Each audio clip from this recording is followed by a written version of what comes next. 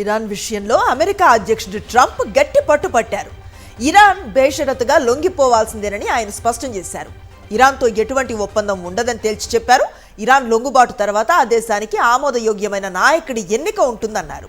వివిధ భాగస్వామ్య పక్షాలతో కలిసి ఇరాన్ను సంక్షోభం నుంచి బయటకు తీసుకువచ్చేందుకు తాము కృషి చేస్తామన్నారు. గతంలో లేని విధంగా ఇరాన్ను ఆర్థికంగా మెరుగైన బలమైన స్థితికి తీసుకువస్తామన్నారు. ఇరాన్కు మంచి భవిష్యత్తు ఉంటుందని పేర్కొంటూ ట్రూత్ సోషల్ వేదికగా ట్రంప్ పోస్ట్ చేశారు.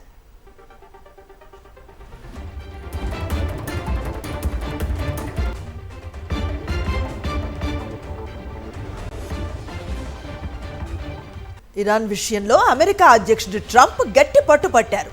ఇరాన్ బేషరతుగా లొంగిపోవాల్సిందేనని ఆయన స్పష్టం చేశారు. ఇరాన్తో ఎటువంటి ఒప్పందం ఉండదని తేల్చి చెప్పారు. ఇరాన్ లొంగుబాటు తర్వాత ఆ దేశానికి ఆమోదయోగ్యమైన నాయకుడి ఎన్నిక ఉంటుందన్నారు.